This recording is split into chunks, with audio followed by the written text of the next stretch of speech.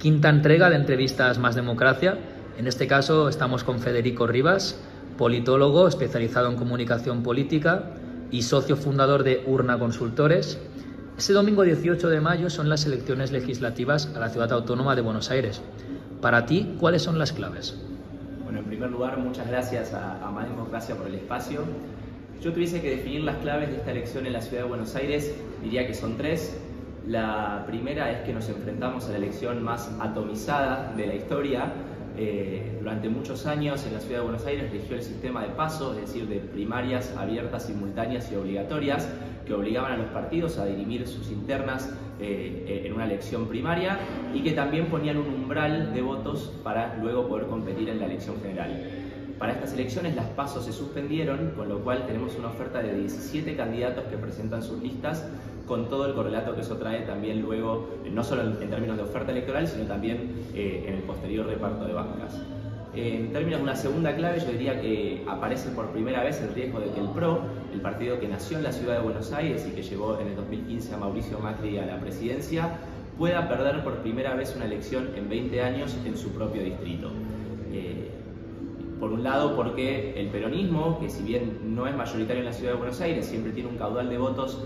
aproximadamente entre un 25 y un 30%, con ese mismo caudal de votos, al estar toda la oferta electoral de la centro-derecha fragmentada en distintos espacios, le alcanzaría para alzarse con el primer lugar, según indican las encuestas. Y también porque La Libertad Avanza, el partido de Javier Milei, en la Ciudad de Buenos Aires compite con su propio sello y también estaría disputando con el PRO el segundo y el tercer lugar. Y como tercera clave, también en esta disputa entre La Libertad Avanza y el PRO, que en la Ciudad de Buenos Aires compite por separado, va a tener seguramente un correlato a nivel nacional en la potencial alianza que estos dos partidos puedan realizar de cara a las elecciones legislativas ya a nivel nacional, tanto para la Cámara de Diputados como para la Cámara de Senadores, que serán en el mes de octubre. Has dicho al final de tu respuesta que estos resultados pueden tener impacto a nivel nacional. ¿Cómo consideras que pueden influenciar? Bueno,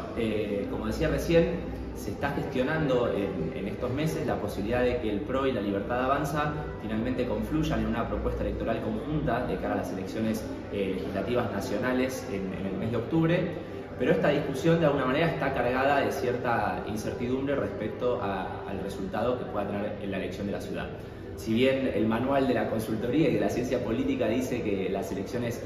locales no necesariamente se traspolan a los resultados nacionales, sí lo que van a marcar es con qué peso relativo cada uno de estos actores se va a sentar a la mesa a negociar esa posible alianza.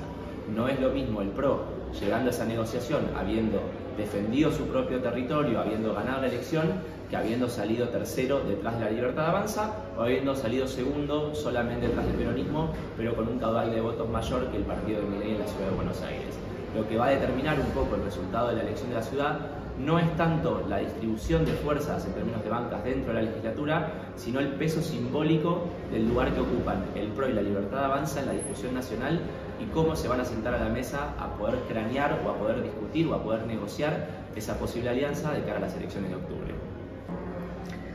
Otro de los puntos que has resaltado ha sido que el PRO puede perder por primera vez en años la elección en su dominio local. ¿Qué le ha sucedido?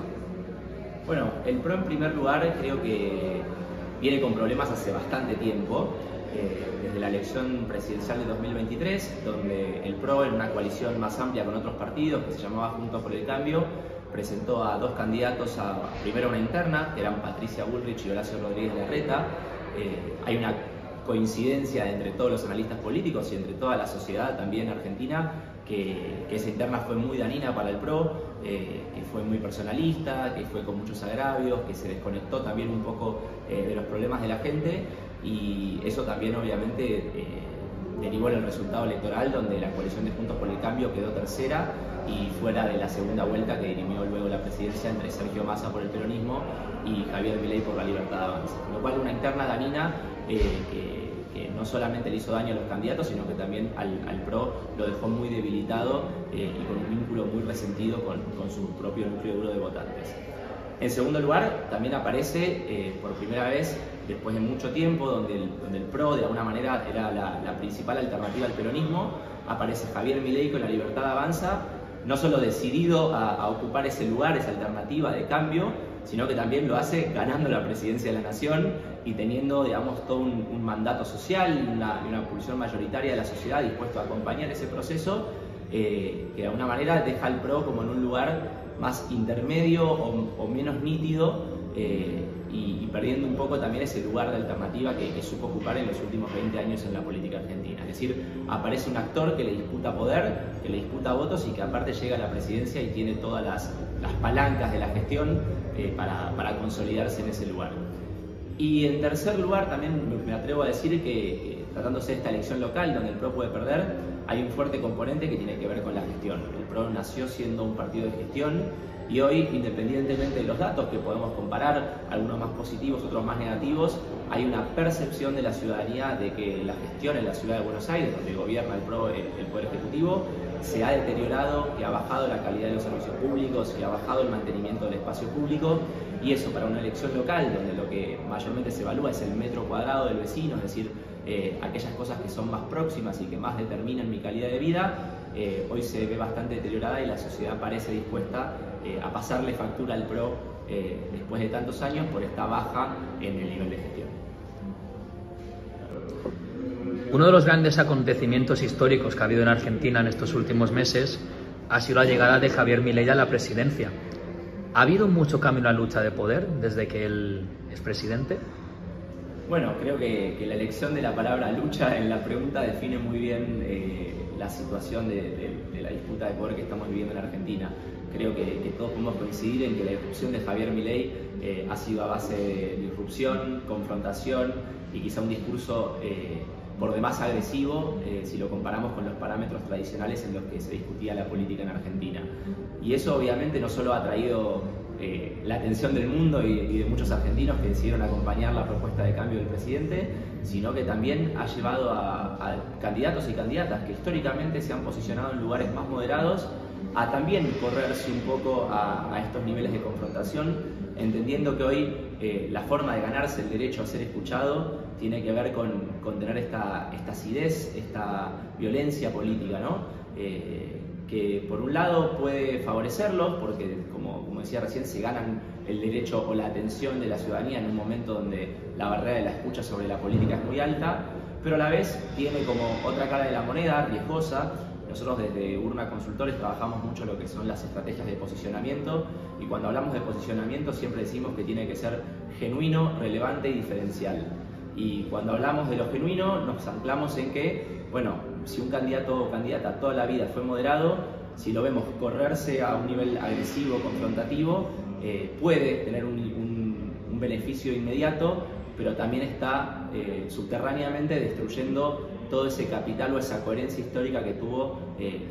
como líder o dirigente moderado. Entonces, bueno, el gran desafío al trabajar con nuestros clientes también es este, ¿no? Es cómo lograr que nuestra voz sea escuchada y tenga permeabilidad en un contexto de altísima polarización y altísima agresividad política, pero a la vez que esas estrategias no vayan derrumbando o comiéndose la coherencia histórica o el posicionamiento genuino que este candidato o candidata o este político o política está teniendo a lo largo de su carrera. Pero sí, claramente Milei inauguró niveles de violencia que han sido, o de agresividad política, que han sido inéditos en lo que era la disputa de poder en Argentina, y eso supone un desafío no solo para los candidatos y para los gobernantes, sino también para todos los que asesoramos y trabajamos en comunicación política. ¿Qué lección podemos aprender los españoles del momento político en Argentina? Bueno, pregunta complicada. Yo creo que no me gustaría decir elecciones, pero sí por ahí puntos de intercambio o de aprendizaje, experiencias. Un primer punto podría ser esto que hablábamos al principio de las 17 listas compitiendo, ¿no?, en la ciudad de Buenos Aires. Creo que eso es un reflejo de la hiperfragmentación que viven hoy nuestras sociedades, que están cada vez más divididas en subgrupos, en nichos, que a la vez esos nichos se mueven en cámaras de eco que reproducen sus propios pensamientos sin dialogar casi entre sí, una dinámica muy endogámica. Y bueno, eso creo que presenta una dificultad gigantesca para los partidos tradicionales, para las estructuras tradicionales de la política, que enfrentan cada vez más dificultades a la hora de poder representar volúmenes mayoritarios de la sociedad. Eso pone sobre la mesa la necesidad que tiene todo el arco político de retomar los caminos de diálogo, de búsqueda de consensos democráticos. En Argentina esto es un problema porque vivimos en un sistema presidencialista donde el ganador se lleva todo y los incentivos al diálogo y a la construcción de acuerdos son menores de los que tienen aquí en España, ¿no? Con un parlamentarismo que de alguna manera favorece el ejercicio de las coaliciones. Pero aquí en España también vemos que esta hiperfragmentación ya se trasladó al sistema de partidos, ¿no? Pasamos de un sistema históricamente bipartidista a que aparezcan nuevas expresiones que disputan poder y que también dificultan un poco el armado o la formación de gobiernos. Entonces creo que esta necesidad de retomar el diálogo democrático y de poder construir mayorías a partir de sociedades hiperfragmentadas es un gran desafío. En segundo lugar, creo que si miramos algunos liderazgos en América, más allá de Milei, podemos tomar a Trump, podemos tomar a Bukele, por ejemplo, también en El Salvador. Creo que como conclusión esos liderazgos nos dejan que la genuinidad hoy es un activo central en la política, ¿no? Yendo un poco para atrás, vamos a la campaña del 2008 de Obama, donde aparecen las redes sociales y todos un poco nos enamoramos de la hipersegmentación al servicio de la campaña electoral y de la comunicación política, ¿no? De esta posibilidad de decirle a distintos públicos lo que nosotros queríamos decirles en su propio código, en su propio lenguaje. Hoy aparece un poco la pregunta, a mi entender, de cuánta genuinidad se pierde en ese proceso, ¿no? Vemos a líderes que de alguna manera irrumpen con incorrección política, con sus propias verdades, con su propio proyecto de país, en una dinámica casi de macro mensaje y macro sentido, sin digamos, tener hilos visibles para cada uno de los subgrupos a los que buscan hablarle y sin perder genuinidad en esa segmentación. Entonces yo creo que ahí también hay un gran desafío en términos de cómo conservar la genuinidad y a la vez hablarle a todos estos públicos que son tan visibles y heterogéneos entre sí. Y en tercer lugar, bueno, creo que también hay un aprendizaje en estos liderazgos que es la conexión que tienen con la realidad material de la ciudadanía, ¿no? Estamos viviendo en contextos de altísima insatisfacción democrática, donde los ciudadanos sienten que los gobiernos no les dan respuestas y que no mejora su calidad de vida.